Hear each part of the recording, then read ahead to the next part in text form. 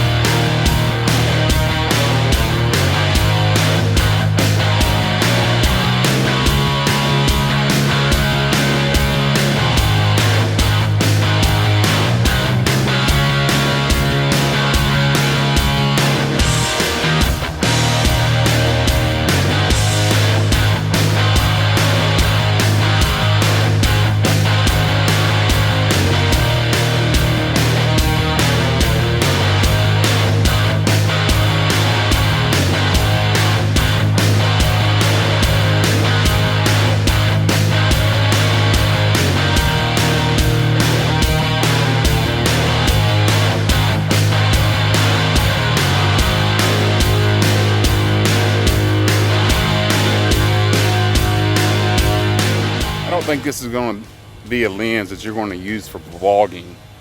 First of all, it's way too tight at 28 millimeters to vlog with. Like, this is about as far as I can get with just my arm. And second of all, the active stabilization and 30-part lenses with the Sony cameras just doesn't work as well. So you're probably going to want something much wider and a Sony lens if you can swing it. But my question is that can I hold the camera still and take a steady shot at 28 millimeters and or at 70 millimeters? We're going to try that out right now.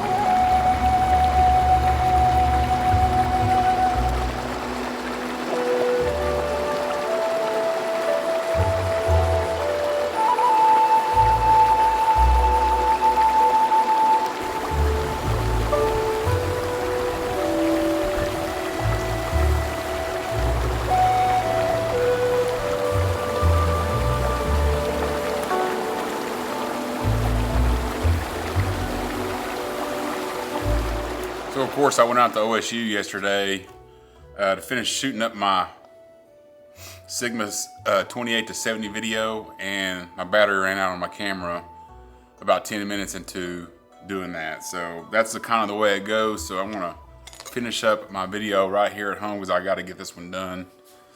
Tired of thinking about it, but just wanted to kind of go over the final points of it. You can see there on the stabilization, you know, when you're walking, it's not very good.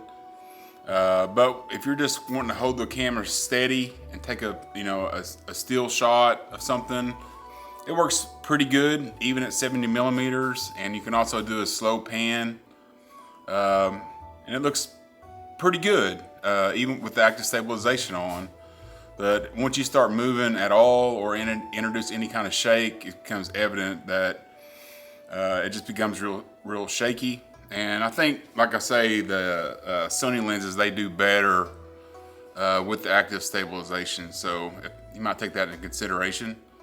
The autofocus of the lens, I think, has been good so far. Now, this is a 3-year-old lens. You got to keep that in mind. The motors are the old style motors. I don't know what they're called specifically, but it's a little bit slower than the newer style of motor lenses. But unless you're just wanting the absolute, most fast autofocus or require that out of a lens, you're probably not going to notice much of a difference. For most video, it's been fine for me. For the photos that I've taken with it, which haven't been very many, it's been perfectly fine. I'm sure if you use it for a portrait shoot or just for family type stuff or, just general shooting, it'll be more than fine. If you're going to be doing something like action shooting, high speed sports or something like that, it may be better to get a different lens. The build quality, build quality is like nice, you know, like this lens feels like it was specifically made for this A7C style body, and I have no complaints there. It's nice, feels nice in the hand. It only has one button, which is the auto focus, manual focus switch, and that's fine by me. The only thing that, you know, I don't like is it zooms backwards than the rest of my zooms, and every time I grab it I want to zoom the opposite way, but that's just something you just learn over time. Let's talk about image quality a little bit.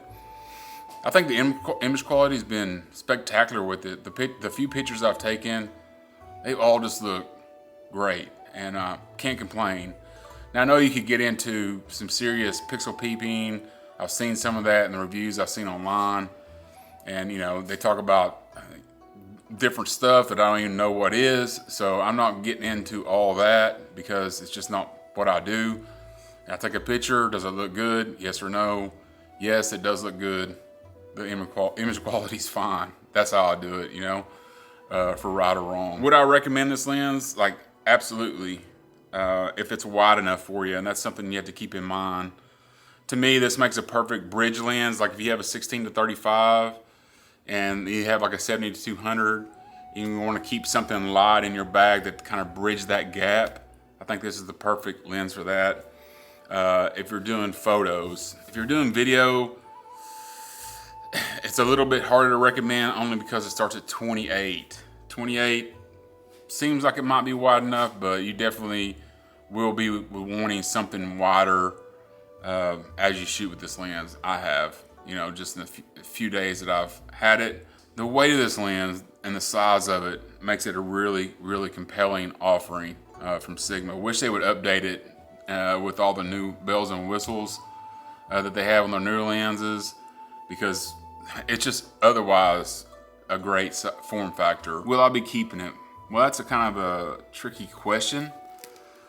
I don't quite know yet, but I will say this: once you experience the performance of the Sony G Master Glass, it's kind of hard to step back, even though this is a compelling offering and one that I want to keep. Dude, that G Master Glass is so nice, but I don't know. That's kind of a decision you have to make for yourself. This one is like $650, I think I got it for. That G Master Glass is way expensive. So for $650, I don't think you can go wrong with this one. But it's kind of up to you and what you expect out of your lenses. But for me, I at least gotta try that G Master out and see what it does. So if you've enjoyed the video, make sure you go ahead and hit the like button. If you want to see more content like this and maybe any kind of crazy content, who knows what's coming out, hit the subscribe button. Thanks for watching, and we will see you on the next one.